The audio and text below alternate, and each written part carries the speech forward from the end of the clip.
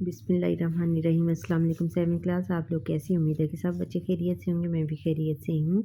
हमने आपकी इस्लामियत की बुक शुरू की हुई है, जिसमें हमने पिछली नशिस्त में रसूलुल्लाह खातमुन नबिय्यीन सल्लल्लाहु अलैहि वसल्लम की तालीमी सरगर्मियाँ ये हमने कंप्लीट कर लिया था। आज हम नया सबक नबी करीम खातमुन नबिय्यीन सल्लल्लाहु अलैहि वसल्लम बतौर दाए अमन पढ़ते हैं।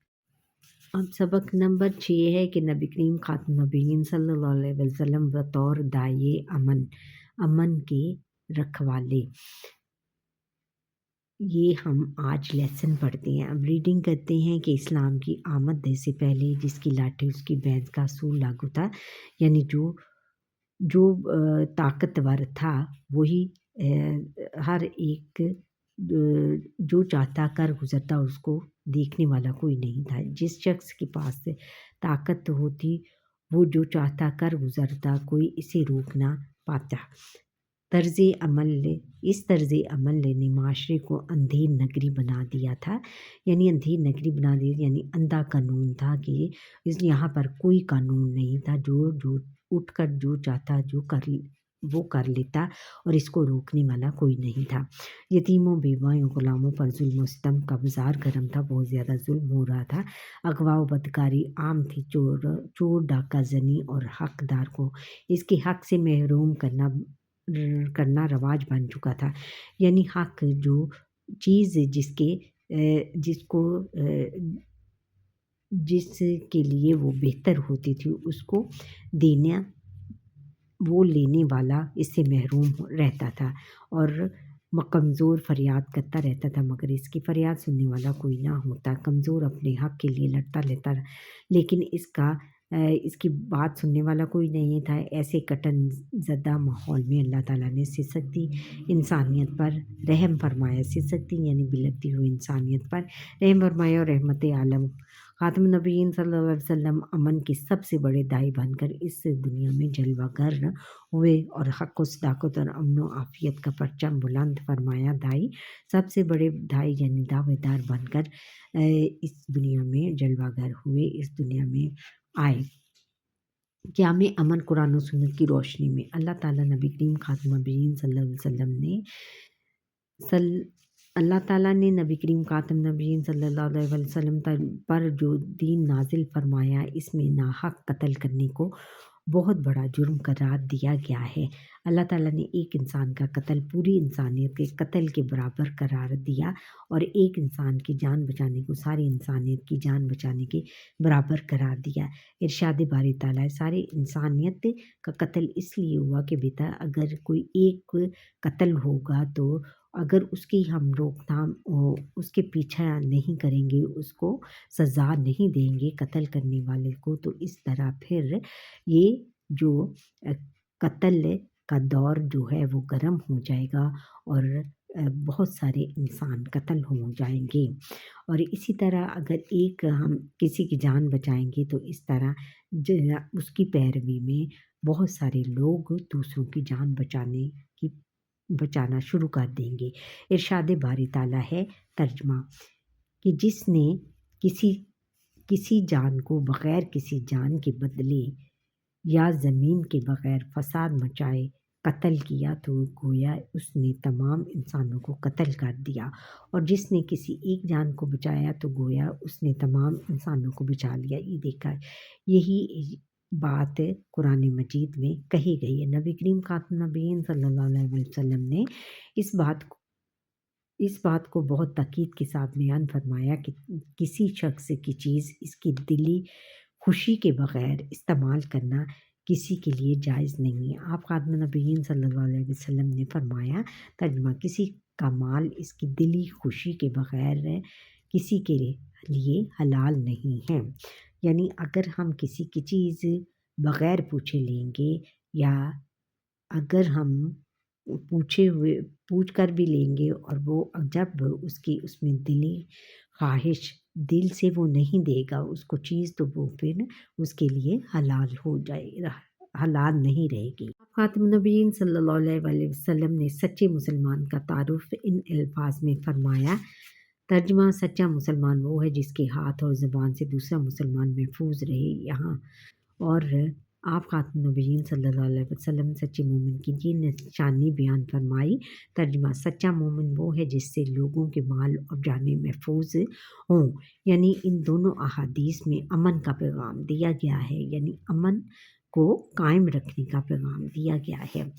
نبی کریم خاتم النبیین صلی اللہ علیہ وسلم نے اسلامی ریاست میں بسنے والے غیر مسلموں کے بے شمار حقوق بیان فرمائے۔ آپ خاتم النبیین صلی اللہ علیہ وسلم نے ان کی جان، مال اور عزت و آبرو کی حفاظت تمام مسلمانوں کا مذہبی فریضہ قرار دیا۔ آپ خاتم النبیین صلی اللہ علیہ وسلم نے ارشاد فرمایا، جس نے اسلامی ریاست میں بسنے والے کسی غیر مسلم پر ظلم کیا یا اس کا حق مارا یا اس پر اس کی طاقت سے زیادہ بوجھ ڈالا یا اس کی دلی رضامندی کے بغیر اس کی کوئی چیز لی تو میں قیامت کے دن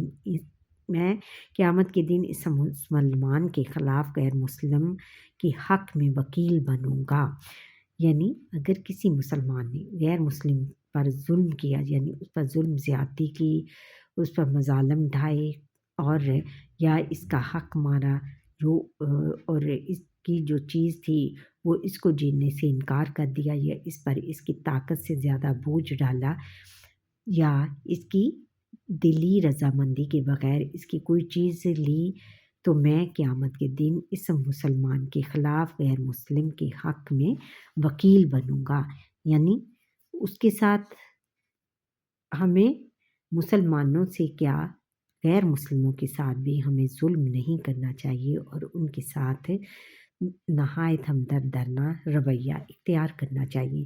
نبی کریم خاتم النبیین صلی اللہ علیہ وسلم نے اس بات کو تعلیم دی کہ جب ایک مسلمان دوسرے مسلمان سے ملے تو سلام کرے، اور جسے سلام کیا جائے وہ سلام کا جواب دے۔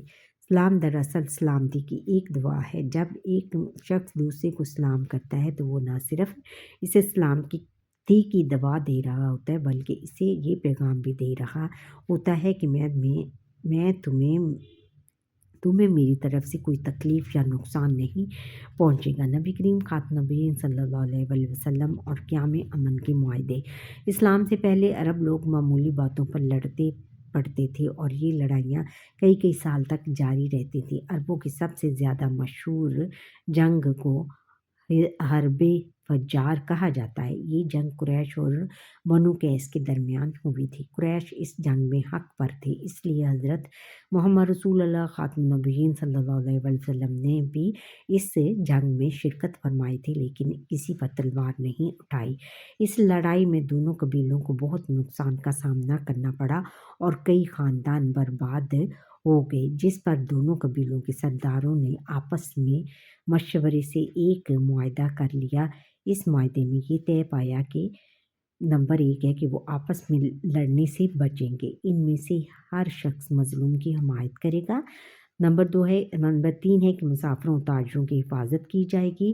اس معاہدے کو حلف الفضول کہا جاتا ہے۔ اس معاہدے میں حضرت محمد رسول اللہ خاتم النبیین صلی اللہ علیہ وسلم نے بھی شرکت فرمائی۔ اعلان نبوت کے بعد اس معاہدے میں شرکت پر خوشی کا اظہار فرمایا کرتے تھے۔ آپ خاتم النبیین صلی اللہ علیہ وسلم نے فرمایا، اس معاہدے کے بدلے اگر کوئی مجھے سرخ رنگ کے 100 اونٹ بھی دے تو میں قبول نہ کروں، اور آج بھی ایسے ہی معاہدے کے لیے کوئی مجھے بلائے تو میں حاضر ہوں۔ پھر حضور اکرم خاتم النبیین صلی اللہ علیہ وسلم نے قیام امن کے لیے مدینہ منورہ کے یہودیوں کے ساتھ ایک معاہدہ کیا جسے میثاق مدینہ کہا جاتا ہے۔ اس معاہدے کو دنیا کا پہلا تحریری دستور کہا جاتا ہے، یعنی لکھ کر پیش کرنے والا دستور۔ اسی طرح آپ خاتم النبیین صلی اللہ علیہ وسلم مشرکین مکہ کے ساتھ بھی صلح کا ایک معاہدہ کیا جسے صلح حدیبیہ کہتے ہیں۔ اس معاہدے کا مقصد بھی جنگ کا خاتمہ اور امن کا فروغ تھا۔ قیام امن کے لیے نبی کریم خاتم النبیین صلی اللہ علیہ وسلم کی کوششیں۔ نبی کریم خاتم النبیین صلی اللہ علیہ وسلم نے معاشرے کے امن و سکون کو برباد کرنے والوں کو اس عمل کے روکنے کے لیے شرعی سزاؤں کا تقاضا کیا۔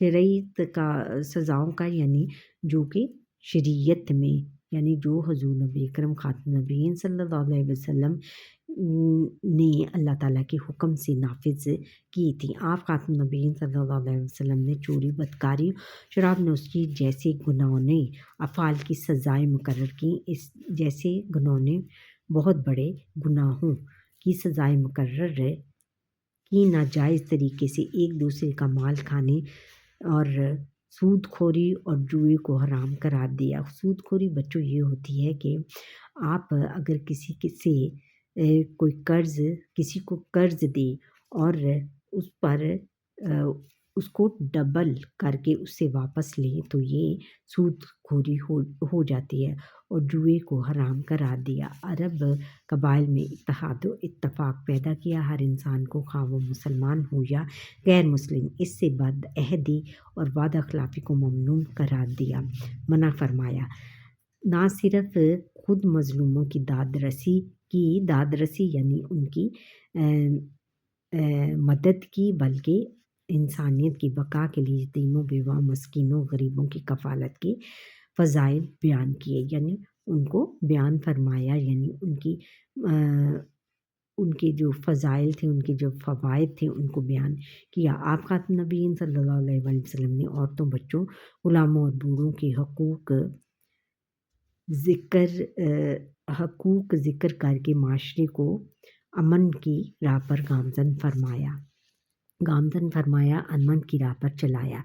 نبی کریم خاتم نبیین صلی اللہ علیہ وآلہ وسلم نے اعلان نبوت کے بعد اپنی 13 سالہ مکی زندگی کفار مشرکین کے ظلم و ستم سہتے ہوئے گزاری۔ آپ خاتم نبیین صلی اللہ علیہ وآلہ وسلم چاہتے تو فتح مکہ کے موقع پر ایک شخص سے ظلم کا حساب لے لیتے، مگر اپنے جانی دشمنوں کو بھی معاف کر کے عفو درگزر اور امن و امان کی اعلیٰ مثال قائم کی۔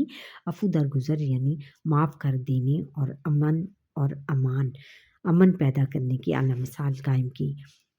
حضور خاتم نبیین صلی اللہ علیہ وسلم نے جہاں تلوار اور طاقت سے کام لیا تو وہاں بھی انسانیت کو اس کی معراج تک پہنچانے، حقوق انسانیت میں مساوات، عدل و انصاف اور امن و امان کا نظام قائم کرنے کے عظیم مقاصد کار فرما تھے۔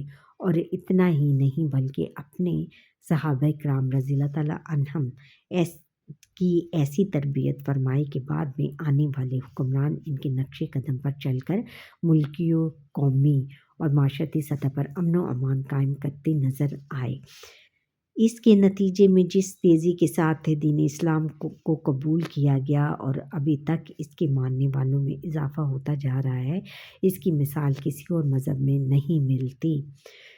یعنی انہوں نے ایسا معاشرہ، امن کا ایسا معاشرہ قائم کیا اور اس میں تمام صحابہ کرام رضی اللہ تعالیٰ عنہم کی ایسی تربیت کی، یہ ان کے نقش قدم پر چلتے ہوئے آج بھی لوگ جو ہیں وہ ملکی و قومی اور معاشرتی سطح پر امن و امان قائم کرتے ہوئے نظر آتے ہیں۔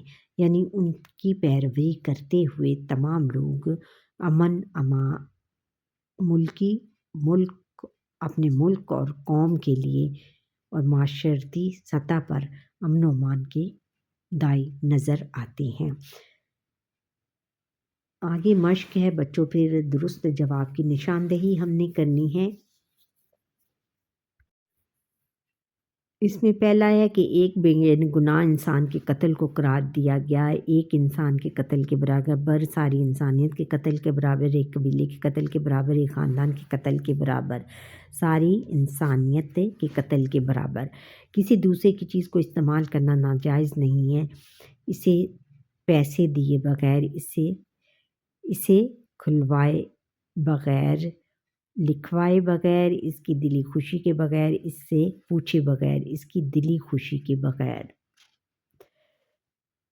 پھر آگے ہے کہ جب ایک مسلمان دوسرے مسلمان سے ملے تو اسے کیا کہنا چاہیے؟ السلام علیکم، تسلیمات، آداب اور ہیلو، السلام علیکم کہنا چاہیے۔ یہ باقی جو القاب ہیں یہ بے معنی ہیں۔ وہ وعدہ پورا کرنا ضروری ہے جو کیا گیا ہو، مسلمان سے، غیر مسلم سے، نیک لوگوں سے، ہر انسان سے۔ ہر انسان سے۔ اچھا، عربوں کی سب سے زیادہ مشہور جنگ کا نام بسوس، فجار، عکاظ اور ذوالقرو کیا تھا؟ اس کا نام تھا فجار۔ اچھا بچوں، یہ تھا ہمارا آج کا لیسن۔ آپ کو یہ کیسا لگا کمنٹ کر کے ضرور بتائیے گا۔ سبسکرائب کریں، لائک کریں، شیئر کریں اور بیل آئیکن پر کلک کریں تاکہ ہر آنے والا لیسن میرا آپ تک پہنچ سکیں۔ اور یہ بھی لیسن پچھلے جتنے بھی میں لیسن میں سے شاہد کے نام سے اپلوڈ کر چکی ہوں وہ میں ڈسکرپشن میں دے دیے گئے ہیں۔ اللہ حافظ۔